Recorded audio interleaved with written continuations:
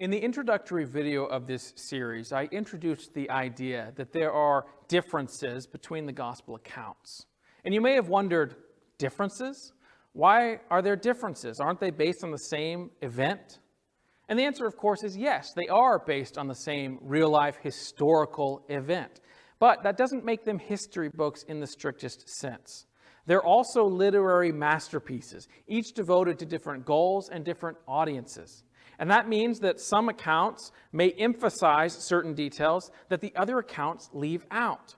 It also means that through divine inspiration, they even rearrange the order of some of the events. You can't look at any one gospel and say this is the chronological order of Jesus' ministry. It doesn't exist. The orders vary too much. Of course, we have an overarching idea as to when certain events took place, but there isn't a strict chronology of Jesus' ministry. And that's because the gospel writers were much more devoted to emphasizing or developing theological themes throughout the narrative. They were much more interested in that than they were with giving us a strict chronology of Jesus' life. Now, what's so cool about this is that means that the gospel writers are free to tell the same story and yet use these same stories in different ways. And the surrounding context changes the way we read those stories. We're going to be looking at specific examples of this. And they're really cool. They're really the whole reason that I wanted to do this video series in the first place, because they really are that cool. But before we can focus on the differences between the Gospels, we must first focus on what makes them similar. I want you to imagine for a moment that you are a college professor and you've assigned a paper to be written by your class. And it's a history paper, and you tell them to write about, let's say for the sake of argument, World War II.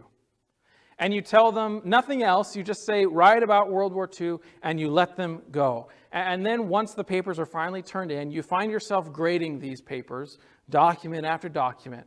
And as you're looking through them, you begin to notice certain similarities between a few of them.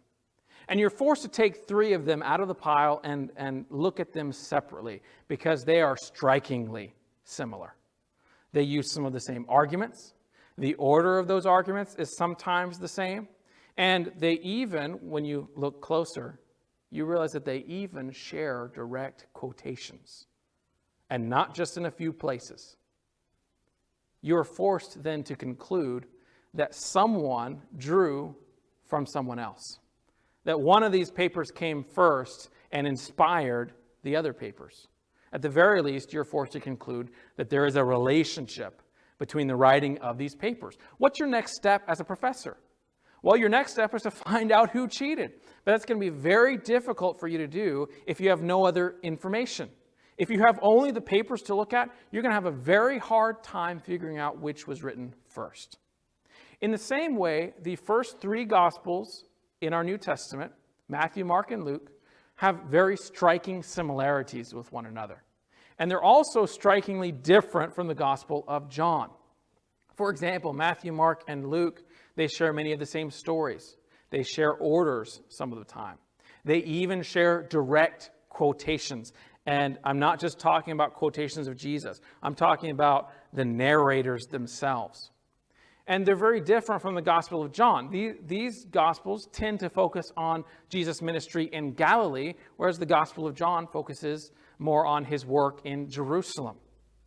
And so what we've done over the years is we've grouped these first 3 Gospels together and called them the Synoptic Gospels, because they are strikingly similar.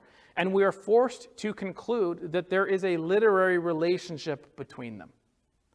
Now, we're not saying that anyone cheated. We're not saying that this is wrong, that there's a relationship. But it does mean that we are left pondering which came first. Now, let me give you some of the statistics behind these shared material. Matthew, in the Gospel according to Matthew, about 1/5 of the stories are unique to Matthew. Only 20%. Whereas in the Gospel according to Luke, about 1/3 of that book is unique to itself when it comes to the stories that are being told. And then we get to Mark, and really Mark's unique accounts, they can be counted on one hand. About 3% of Mark is unique to Mark when we're talking about the stories. That means that most of their material is shared between them. There's a sizable chunk of material that's shared between Matthew and Luke, and it mostly takes the form of Jesus' teachings.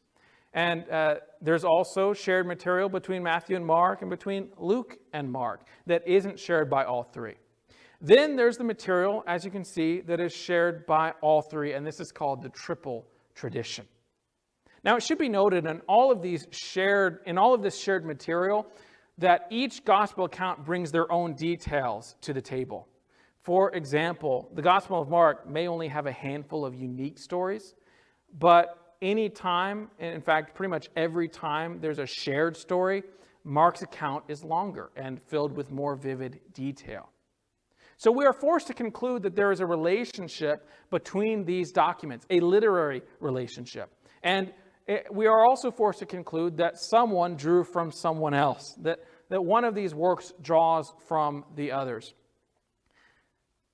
Now, when it comes to this discussion, scholars over the years have asked the question, which was written first? And the truth is, we're never going to know the answer. That's why it's over the years started to be called the synoptic-problem. I don't want us to think of it as a problem to our faith, but it is an unsolvable mystery. It's a mystery that, frankly, we're just not going to get the answers to in this age. At least I don't believe we will. But that being said, there are several theories as to which gospel account came first. Now, before we look at these in detail, I want to clear the decks with one very important statement. And that is that when we're discussing the synoptic, quote-unquote, problem, we're not just discussing sources, we're also discussing dates. When the Gospels were written, when you believe they were written, will greatly influence which of these theories you subscribe to. And we'll see how in just a moment. But most scholars will tell you that the earliest Gospel account was written in the late 60s AD, and that the other accounts were written in the 80s to 90s AD. We're talking about 30 to 60 years after the death of Christ. In my opinion, that's just too long. It doesn't make sense to me that the Jewish people would have waited decades before writing down information. We see it as very much part of their culture that any time a big historical event took place or a big religious event took place, they were documenting it. They were making sure to write it down. If you want to see a great argument for earlier dating of Matthew, Mark, and Luke, there's a book called Redating Matthew, Mark, and Luke by John Wenham, and I'd highly recommend his arguments there. But I want to make sure we understand, when we're talking about the synoptic problem, we're not just talking about sources, we're also talking about when the Gospels were written. And when we believe they were written will influence which theory we subscribe to. So let's go ahead and look at some of these theories. The first two here are based on the idea that Mark was written first, and we call this Markan Priority. And the most popular theory, which believes that Mark was written first, is called the two-source theory.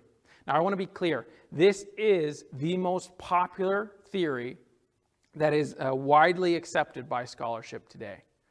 So most people you run into most scholars believe in the two-source hypothesis.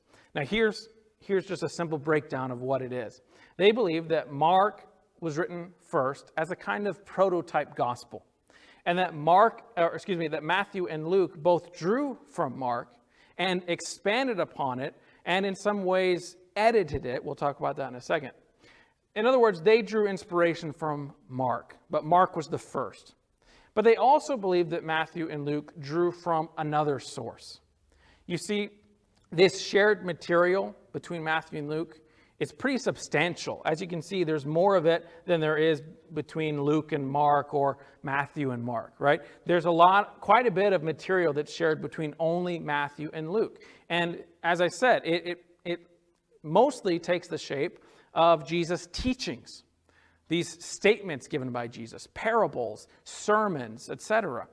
And so a lot of people have taken to calling these teachings, even though when you look at Matthew and Luke, they're in different orders, a lot of people have brought them together and called them Q, And that word Q, that letter Q, it comes from the German word for source. In other words, they believe that Matthew and Luke drew from another source. They drew inspiration from Mark, but they also drew inspiration from another document which was in existence before Matthew and Luke that primarily contained the teachings of Jesus. Now, we don't truly have any evidence for this document. We don't have any copies of it, but so in essence, it is a hypothetical document, which the two-source theory believes existed at one time. And again, it draws from what the shared material between Matthew and Luke. Now, there are many arguments that they will use for this. First of all, they'll talk about the idea that Mark is the shortest of all the Gospels and doesn't have much unique material. Now, this argument I don't quite agree with. In fact, you'll notice I don't quite agree with a lot of the arguments they use. But the argument here is that there's a natural progression from short to long. They'll also say that Mark is less sophisticated than Matthew and Luke. They'll make the argument that it needed to be polished, that the Greek that Mark uses is less sophisticated, and that there are more redundancies. In other words, needless repetitions in Mark that you don't find in Matthew and Luke. So it's this idea that Matthew and Luke took this document of Mark and then edited it and polished it up. They'll point to these redundancies, these repetitions. But there is a perfectly valid explanation for these repetitions. And that is when you look at the early church fathers and what they have to say about the Gospel of Mark. The early church fathers were the first biblical scholars to ever live, and they lived only a few generations after Jesus. And so when we read their documentation about the Gospel of Mark, we shouldn't just ignore it or think that they were just simpletons back then, right? These are the first biblical scholars. And many of them suggest that the Gospel according to Mark is actually a collected documentation of sermons given by the Apostle Peter while he was in Rome. It's this idea, and we find out from 1 Peter that Mark was with Peter in Rome, and we believe Mark was acting as his attendant. In other words, Peter would give a sermon, and then it was Mark's job to make sure that sermon was written down. And he probably also arranged these sermons into the document that we call Mark today. Now, if the church fathers are to be believed in this, then the quote-unquote redundancies make perfect sense, because spoken language reads very different on the page than written language. There's a difference between language that's meant to be heard and language that's meant to be read. When I write sermons, I will add in what people might call redundancies. I will add in repetitions because I know that when you're listening to a sermon, you can't just go backwards and read the previous line. I have to make sure and use repetition so that people get the point. And I think the same could be said of Mark, that this repetition is in there because Mark is a sermon, and it's meant to be listened to perhaps more so than all the other Gospels. Another argument that is used for this two-source theory is that Mark contains embarrassing stories. And in some cases, they'll go even so far as to say that Mark contains mistakes. They'll point to the stories such as the one found in chapter 8, verses 22 through 26, where it's an admittedly strange story where Jesus is healing a blind man by spitting into his eyes. And he asks the blind man, "Can you see anything?" And the blind man responds, "I see people, but they're like trees walking." Now, a lot of people will read that story and they'll have a little panic attack because they'll start to wonder, wait a minute, does that mean Jesus had limited power? Does that mean Jesus had to kind of work toward his miracles sometimes? They didn't come out right all the time? There's a lot of questions that surround that. And scholars will take that story and they'll think of it as embarrassing for Jesus. And then they'll ask the question, which do you think is more likely. That Mark decided to include this story because he thought it was a good, important story, or that Matthew and Luke saw this story and decided to leave it out.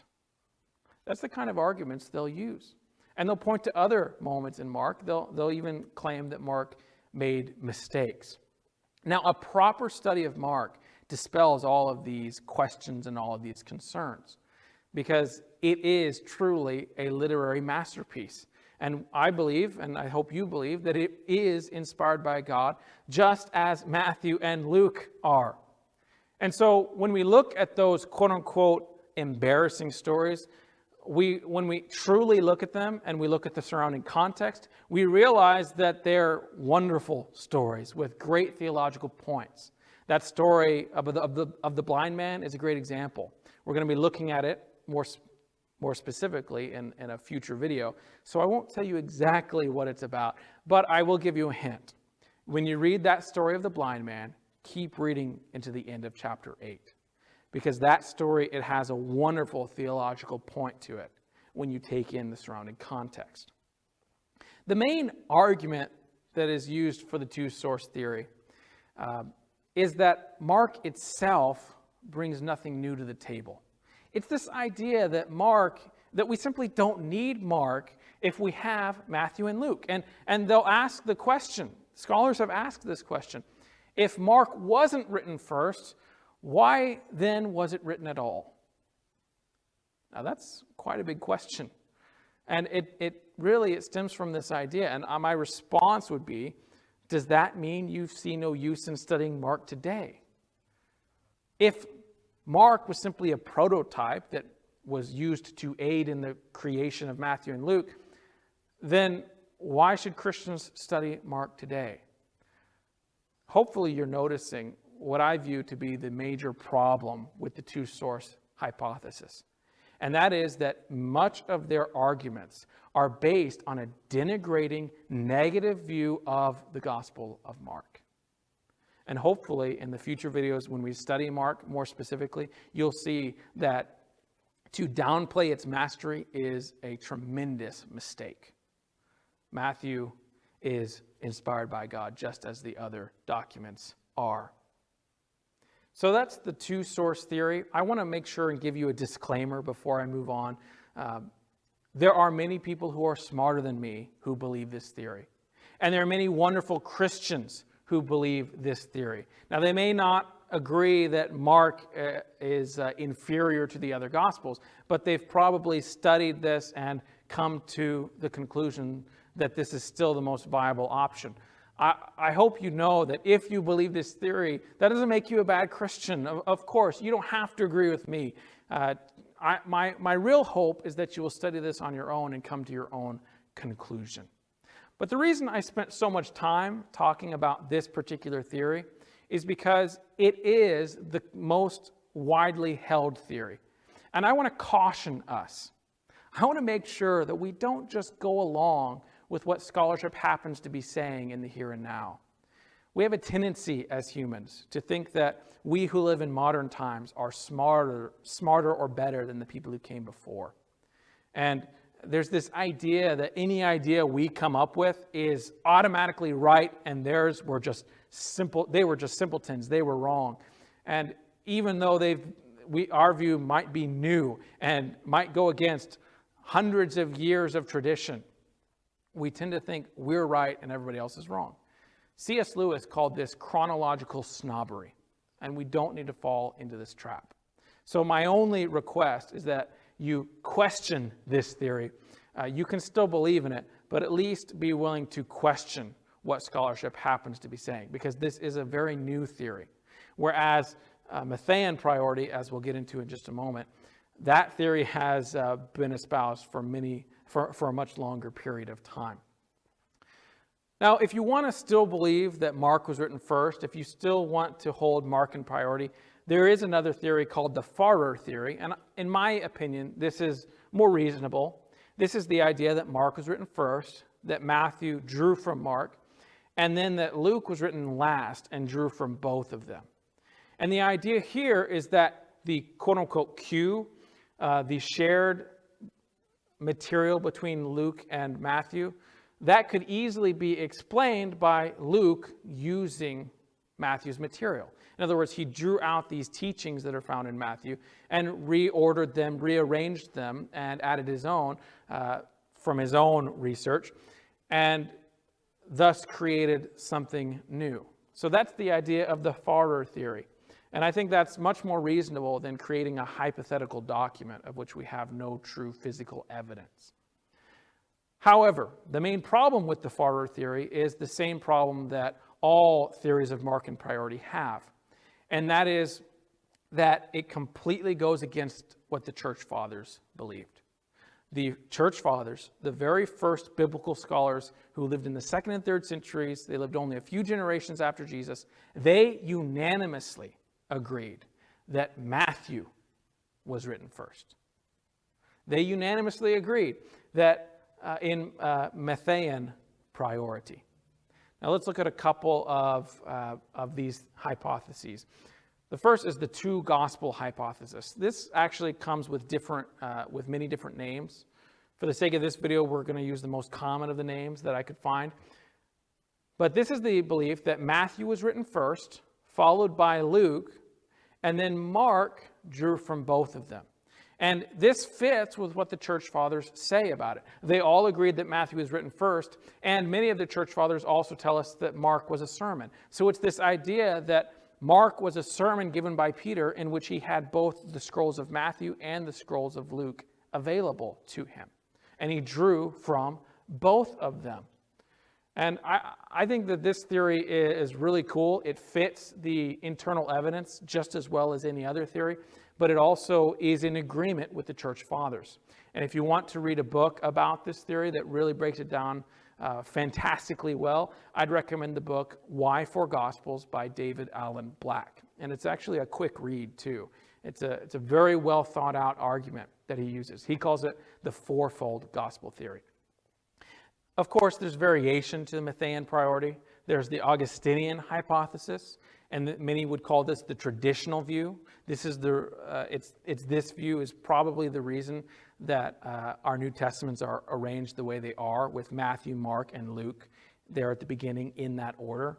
So this is the belief that Matthew was written first, followed by Mark, and that Luke then drew from both of them. Now, all of these theories have their own problems. All of these theories have their own check marks. But the problem with all of this, the reason it's called the synoptic problem, is because we're just not going to have an answer in this age. It's an unsolvable mystery. And so you might be wondering, why study this at all if we're never going to get the answer? You might also be wondering, why study this at all? Why does it matter who drew from whom if it was all inspired by the Holy Spirit anyway? I think there are two main reasons that we should study this. Number one, we should study this for the sake of apologetics, for the sake of defending our faith. Because there are many atheists out there who have a cursory knowledge of these relationships. They might have some knowledge as to the differences between the Gospels, and they will use that knowledge as an attack against the validity of the Gospels. I've known several young Christians who have fallen away because they had never previously studied the synoptic problem, and then they heard about it for the first time from the skeptic's point of view. I talked to an atheist one time who he had fallen away. He'd grown up in the church, but he had fallen away because he was listening to an atheist podcast which dealt in supposed textual criticism. And he told me that it was his view that Christians don't have the ability to view Scripture critically. And it was his opinion that skeptic scholars view the biblical text with more honesty and more wisdom than Christians do. While this isn't true, there are many amazing Christian scholars out there. It's not true, but there was a kernel of truth to what he was saying. Because too many Christians are left unprepared when it comes to this discussion. And too many young Christians grow up not hearing about it at all. And it's I'm very fearful for them that the first time they hear about this is from an atheist. The arguments that the atheists will use, they don't hold any water. But if you've never been prepared, then they might catch someone off guard. So that's number one. I think we should study this for the sake of apologetics. But the second reason we need to study this is for our own maturation and our own growth. I know that through studying this myself, I have grown into a more intimate knowledge of the gospel accounts. And I hope that you will study this yourself so that you can grow more intimate with these texts. And I truly believe, if you approach this discussion and if you approach this with the proper mindset, you're going to come away understanding just how beautiful the Gospels are. Thank you for studying through this with me. I hope you understand that the synoptic problem is much more complex than what I can show you in one video. This is a brief overview, but hopefully it gives you a general idea as to the similarities between especially Matthew, Mark, and Luke. And now that we've looked at those similarities, we can focus on the uniqueness of each gospel. And that's what I'm really excited about. And so in the next video, we're going to be looking at what makes the gospel according to Matthew unique. Hey, look at you. You made it to the end of the video. Thank you so much for watching. If you haven't already, please hit the like button and the subscribe button. It really helps us out. God bless you. Great take, guys. Great take. Did I really misspell Matthaean Priority? Kylie, you're fired. That's it. We're done.